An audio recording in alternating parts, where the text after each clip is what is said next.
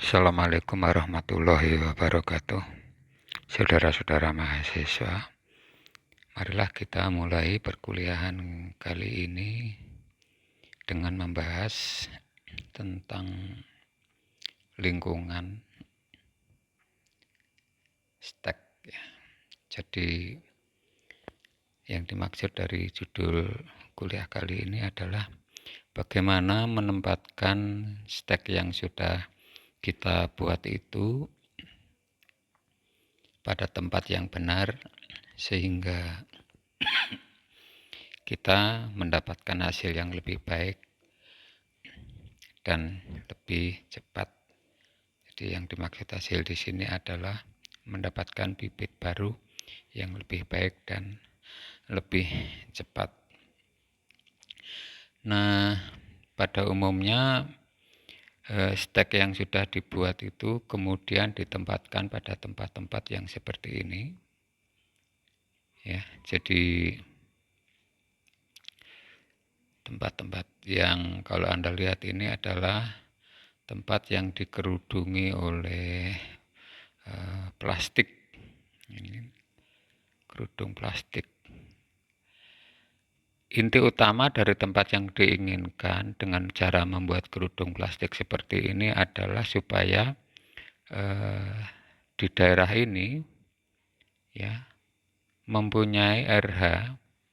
RH itu singkatan dari relative humidity. Dalam bahasa Indonesia sering dikenal sebagai kelembapan udara yang tinggi. Jadi sangat lembab, bahkan mendekati 100% ya kelembapan udara di daerah di mana diletakkan batang-batang STEK ini. Nah, batang STEK itu akan tumbuh baik pada tempat yang mempunyai kelembapan yang tinggi. Mengapa? Oleh karena kelembapan yang tinggi ini akan menekan tingkat atau laju evapotranspirasi.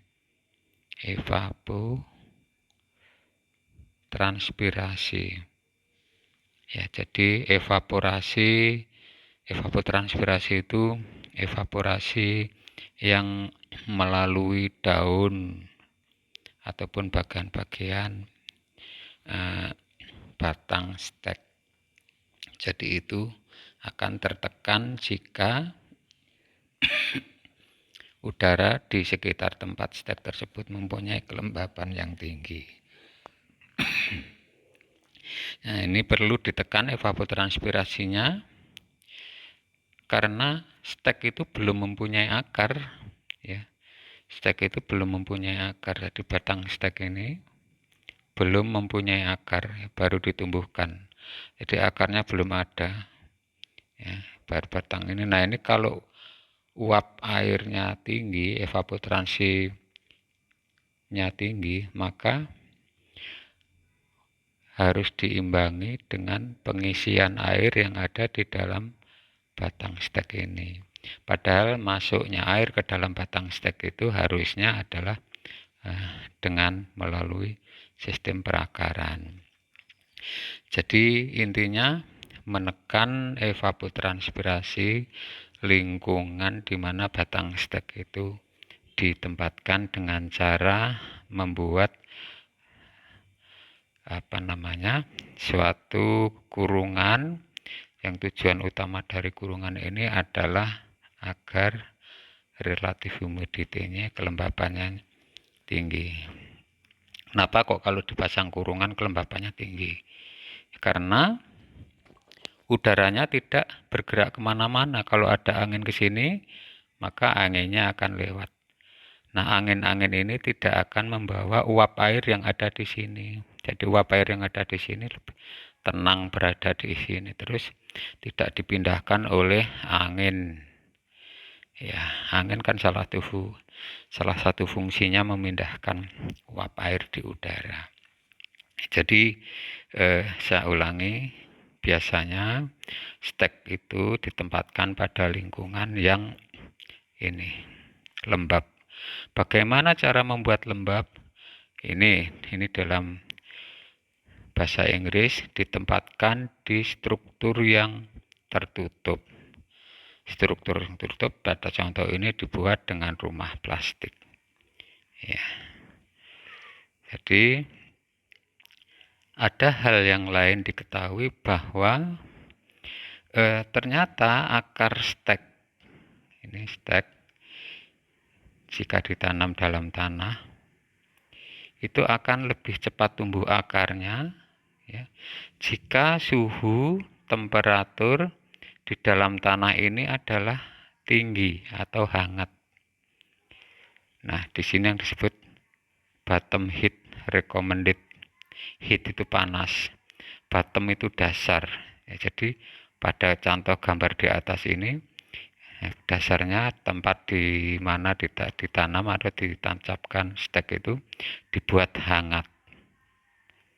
Ya, dibuat hangat. Mengapa? Ya karena tempat tumbuhnya akar itu memerlukan reaksi-reaksi biokimia. Sedangkan reaksi biokimia itu bisa berjalan lebih cepat jika suhunya lebih tinggi. Jadi saya ulang, biasanya daerah sistem perakaran dari batang stek itu dibuat hangat. Ya, mengapa? Karena suhu yang hangat di daerah sistem perakaran akan meningkatkan jumlah perakaran. Ini sudah banyak diteliti oleh para peneliti.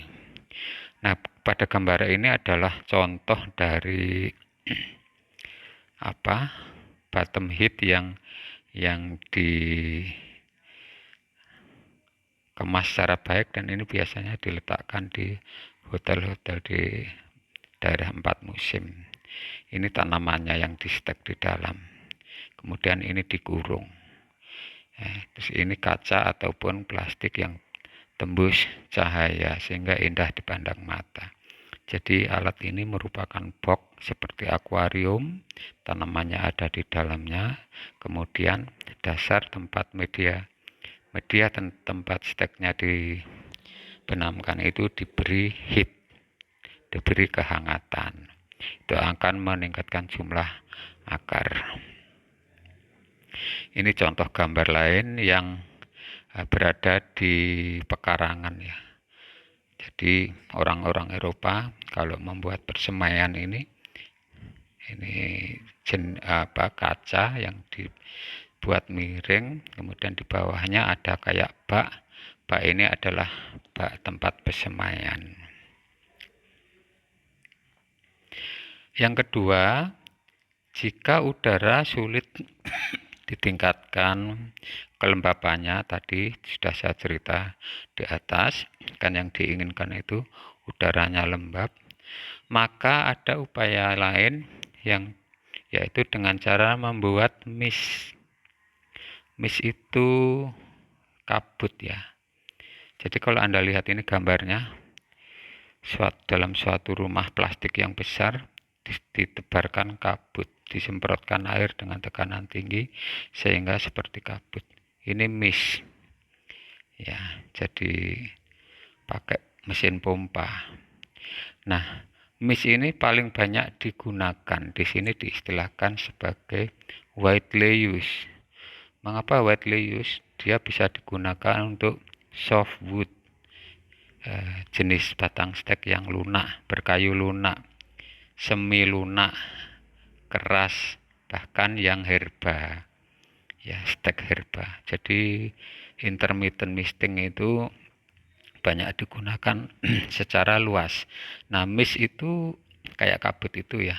Nah, sekarang intermittent itu maknanya adalah terputus-putus. Jadi maksudnya pengkabutan itu tidak dilakukan secara terus-menerus tetapi terputus-putus. Jadi misalnya menyemprot kabut selama 1 menit, kemudian berhenti 10 menit, kemudian nyemprot lagi. Ini yang disebut dengan istilah intermittent mist. Nah, gambar ini menunjukkan peralatan intermittent mist ya. Jadi ini sistem peralatannya, elektroniknya, jaringan listriknya. Ini foto di tempat di mana dalam ruangannya itu dilakukan intermittent mist. Nah, ini nozzle jenis nozzle yang digunakan untuk membuat mist. Ada banyak tipe nozzle ya. Ini dijual di toko secara bebas, tipe berbagai nozzle. Masing-masing tipe nozzle ini mengeluarkan ukuran mistnya sendiri-sendiri. Ini ukuran mist yang diinginkan. Jadi dropletnya ini, titik-titik airnya itu berukuran sekitar ini kalau kita membuat mist. Jadi 50 sampai 100 mikrometer ya. Jadi ini alat-alat nozzle-nya. Ini alat-alat nozzle-nya. Ada berbagai macam ragam nozzle. Jadi seperti halnya pada nozzle di alat semprot pertanian yang dipanggul petani itu juga tipenya macam-macam ya. Ada yang cone itu seperti kukusan. Maksudnya hasil semprotannya itu membentuk seperti kukusan, jadi tengahnya kosong. Semprotannya jadi melingkar. Ya, ada yang seperti barrier dan seterusnya, tergantung tipe nozzle-nya. Oke. Nah, pengatur intermittennya ada banyak. Biasanya yang sering digunakan itu pakai timer. Ya, apakah jadi timer itu bisa di-setel setiap berapa jam sekali on off-nya. Ya. Dan ini ragam-ragam tipe pengatur semprotannya. Ada yang pakai sistem ini istilahnya photoelectric cell. Ya, kita hanya sekedar tahu saja bahwa banyak tipe yang digunakan. Tapi kalau di Indonesia paling sering adalah timer. Diatur setiap berapa menit menyala dan berapa lama menyalanya. Ya, jadi itu tadi. Nah, apa yang kita bicarakan tersebut di atas itu kalau di dalam bahasa Indonesianya itu istilahnya adalah pengabutan. Jadi di udara itu dikabutkan. Tujuan utama dikabutkan apa? Ya ini untuk mendapatkan udara yang lembab. Udara yang lembab itu adalah udara yang air relative humidity-nya tadi di atas sudah saya ceritakan, RH-nya itu tinggi atau bahkan mendekati 100%. Kemudian manfaat pertama dari pengabutan itu memberi lapisan air pada permukaan daun. Ya, jadi artinya kalau stek itu pakai daun, itu maka akan di permukaan daunnya akan basah. Daun yang basah itu fotosintesnya akan berjalan lebih baik. Mengapa? Jadi dengan daun basah maka transpirasi ini akan terkurangi. Yang tadi saya istilahkan dengan istilah evapotranspirasi. Transpirasi harus ditekan karena belum punya akar. Padahal transpirasi itu harus diimbangi dengan pemasukan air ke dalam batang stek. Kemudian lapisan ini, pengkabutan ini juga mengendalikan suhu daun. Suhu daun menjadi lebih dingin ya karena basah. Adanya daun menyebabkan daun menjadi dingin karena basah. Jadi gini, tadi kalau saya cerita bahwa di atas batang stek itu kalau adalah perakarannya menginginkan hangat suhunya, temperaturnya sih. Tetapi yang di sini temperaturnya sebaiknya dingin. Jadi di bawah hangat, di atas dingin. Nah, dingin di sini adalah pengaturan suhu daun ini. Dengan suhu daun yang rendah, maka fotosintesisnya berjalan. Respirasinya rendah. Respirasi itu kan pernafasan daun ya. Respirasi itu tergantung suhu. Anda olahraga, suhu badan Anda panas, maka respirasi pernafasan Anda akan meningkat. Bahkan ya, kalau tidak ini malah ngos-ngosan nafas kita, semacam itu. Jadi semua makhluk hidup sel itu mempunyai atau membutuhkan respirasi, jadi pembakaran. Ini jadi Anda perhatikan hal-hal yang sudah saya sebutkan ini. Nah, ini adalah alat instalasi ya. Jadi ini adalah yang gambarnya melingkar-melingkar ini. Ini adalah elemen pemanas yang seperti kalau di setrika itu ada yang elemen pemanas, kalau dicolokkan ke listrik maka menjadi panas. Jadi elemen pemanas ini akan meningkatkan suhu media. Ini kan media. Jadi elemen pemanas ini dibenamkan di dalam media, di dalam pasir misalnya, tidak terlihat. Kemudian pada pasir itu kita tanamkan stek, batang-batang steknya. Maka oleh karena di bawah batang pasir ada elemen pemanas, suhu media tersebut akan meningkat, hangat. Maksudnya tadi supaya akan lebih banyak tumbuh perakaran. Nah, ini medium akarnya. Terus ini lapisan-lapisan medianya ya, ada medium, ada gravel. Gravel itu pecahan-pecahan bata. Jadi kayak kita menyusun pot ya, paling bawah biasanya pecahan bata, di atasnya lebih lembut lagi dan seterusnya. Terus ini di bagian instalasi di mana akar ditumbuhkan atau media. Sedangkan yang di atas diberikan peralatan yang mengatur mist, mengatur pengkabutan, yaitu dipasang nozzle. Ini nozzle ya. Pasang nozzle yang tadi, cara mengatur intervalnya ada berbagai macam. Yang paling sering digunakan ini electric power, ke listrik ya. Ini pengaturnya, timernya akan menyala berapa lama, setiap berapa lama, seperti itu. Kita belum punya alat ini dan sebenarnya ini murah ya. Suatu saat kita akan mengadakan supaya praktikum kita menjadi lebih baik. Ya, ini skema-skema untuk menciptakan mist secara sederhana. Jadi maksudnya ini mendorong Anda untuk berani melakukan tindakan atau membuat inovasi-inovasi sendiri yang tujuan utamanya menciptakan mist ini. Bahkan ini upaya paling kecil. Apa saya sebut paling kecil? Ini ember. Ya, ember diberi media, diberi tanamannya stek di sini. Terus diberi cangkang kawat sebagai kerangka, yang kemudian ini dibungkus dengan plastik. Maka ini ya, clear plastik. Maka diharapkan udara yang berada di dalam cangkang plastik ini menjadi lembab. Jadi bisa sangat sederhana, tidak harus mewah. Bentuknya seperti rumah kaca pada gambar-gambar tersebut di atas. Kemudian ada istilah lagi selain mist, tadi di atas mist ya, yaitu fogging.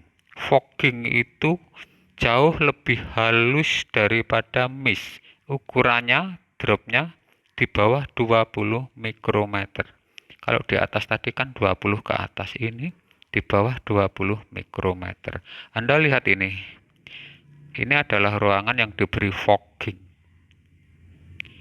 Ya, jadi kayak kabut lebih lembut daripada mist. Ini diciptakan dengan high pressure, dengan pompa tekanan sangat tinggi dengan tipe nozzle tertentu. Ini tekanan pompanya sampai 1000 PSI. Ada satuan tekanan ya, sampai 1000 PSI. Kalau Anda naik motor itu tekanannya kan biasa sekitar antara 28 PSI. 30 itu sudah sangat keras rasanya, di badan nggak enak untuk naik motor ya. Seperti itu. Jadi intinya sama ya, mau alatnya apa, mist atau fogging, intinya adalah supaya relative humidity di udara di sini itu tinggi sekali, kemudian suhu atau temperatur itu bisa direndahkan karena adanya uap air. Kemudian berikutnya yang perlu dibicarakan untuk berhasilnya stek itu adalah media. Ini tulisannya medium, media. Media itu adalah yang dimaksud tempat atau kasuran untuk menumbuhkan akar. Ini saya ambil contoh pada gambarnya ya. Jadi pada gambar yang saya berikan ini gulungan dari plastik yang di dalamnya ada media. Nah ini stek-steknya. Jadi stek, kemudian diberi media, dilipat, kemudian digulung sehingga dalam satu gulungan ini bisa terdapat banyak stek. Ini kalau saya hitung 1, 2, 3, 4, sekitar 10 stek dalam satu gulungan. Nah itu nanti terus gulungan itu diberdirikan seperti ini, stek-steknya ada di sini. Ini diikat karet ya. Untuk penelitian-penelitian sederhana bisa seperti itu. Ini medianya. Ya, jadi media yang baik bagaimana? Ini media yang baik bagaimana? Media yang baik itu bisa menyediakan udara, aerasi.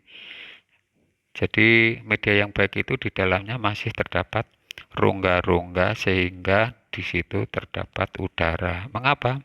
Karena stek batang itu yang dibenamkan ke dalam media adalah sel-sel hidup.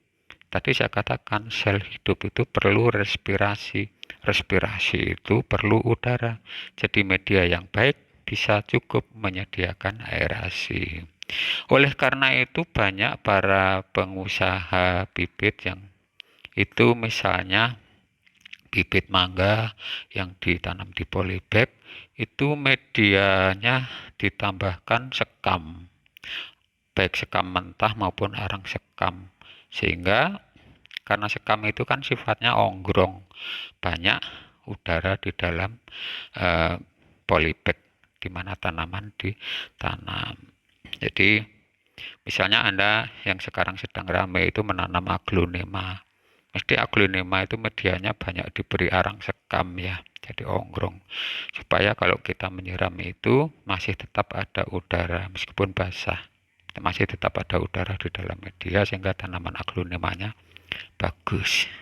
Kedua, bisa memegang air. Memegang air itu artinya menahan air untuk sementara. Kalau disiram gitu, dia bisa menahan air untuk sementara agar tidak langsung hilang ke bawah. Tidak lewat saja ya. Sambil contoh yang tanah yang bisa memegang memegang air dengan baik itu ya tanah liat, lumpur. Anda bandingkan kalau pasir, pasir itu tidak bisa atau kurang memegang air karena pasir kalau disiram itu langsung airnya bergerak ke bawah, bablas ke bawah. Jadi tidak ada yang bisa tinggal di pasir itu. Beda kalau tanah liat ataupun tanah-tanah mineral lainnya ya, itu dia ada waktu di mana air itu terpegang oleh media atau media tanah. Jadi itu maksudnya. Ketiga, drainasenya baik. Maksud drainase itu adalah sistem pembuangan apabila terjadi kelebihan jumlah air.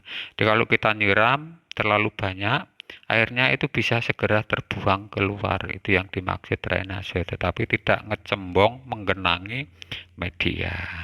Nah, jadi oleh karena itu dalam rangka mendapatkan media yang baik ini, maka biasanya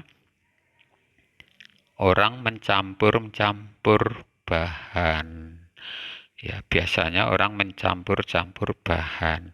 Nah, bahannya apa? Ini pasir dicampur meat, campur bahan organik dan lain-lain. Tentu Anda sudah memahami maksudnya apa, ya kan?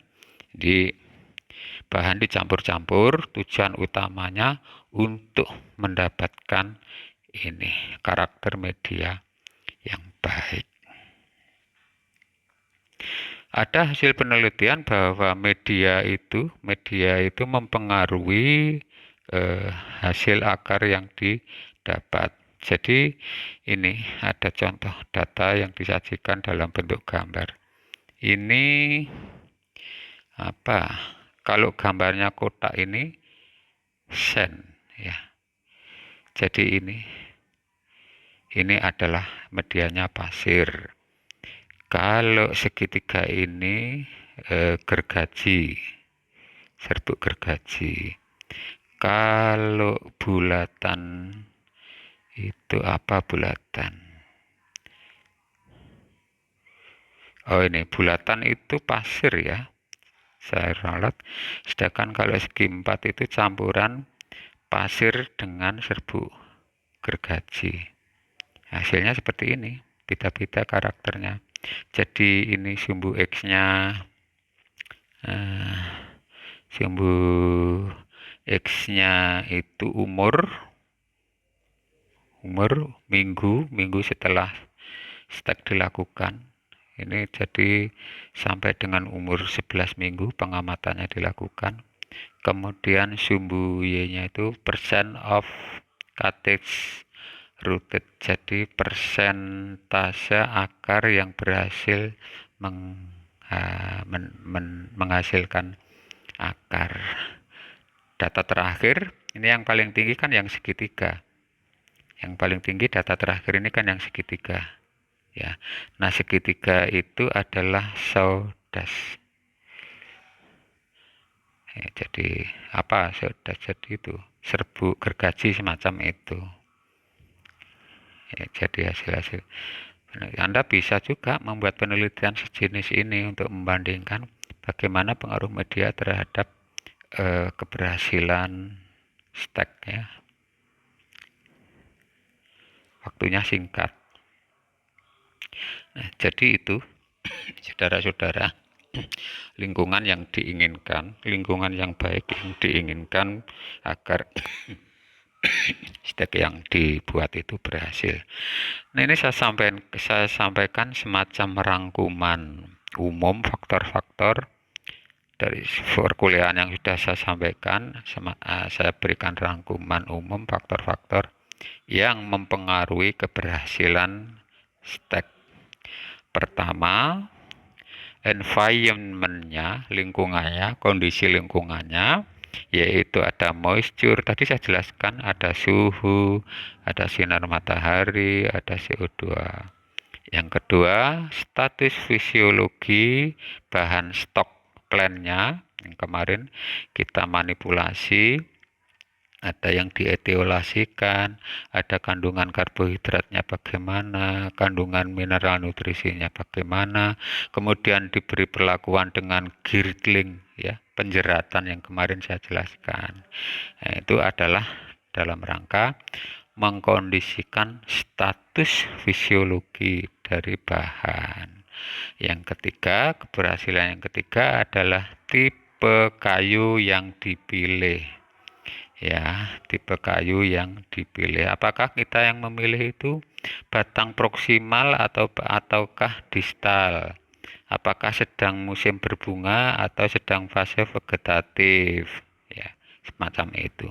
Itu sudah kita jelaskan pada perkuliahan-perkuliahan yang lalu. Dan yang terakhir, seasonal timingnya. Jadi ini tidak begitu penting bagi orang-orang Indonesia oleh karena biasanya ini untuk daerah 4 musim. Jadi itu saudara-saudara mengenai teknik perbanyakan vegetatif dengan cara stek. Ini ada ringkasan sedikit pula, apa keuntungan stek, apa kerugian stek. Kemudian ada berbagai tipe stek ya. Leaf itu artinya stek daun, leaf, petiol, ya petiol itu ini, leaf blade, tapi tanpa petiol, tapi langsung hanya lembar daunnya. Kemudian leaf section, nah, daun di rajang, nah, daun dipotong-potong, leaf section. Jadi itu stek daun, leaf cutting. Ada banyak versinya. Ya, silahkan dipelajari. Sedangkan ini, kalau ini kin, stek tebu ya. Nah, ini rhizome, ini tuber, Bedanya rhizium sama tuber itu dari gambar kelihatan. Ya, ini root cutting, jadi stek akar. Root cutting. Root itu akar, stek akar. Oke, silahkan diperhatikan. Saya kira kuliah kali ini saya akhiri sampai di sini dulu.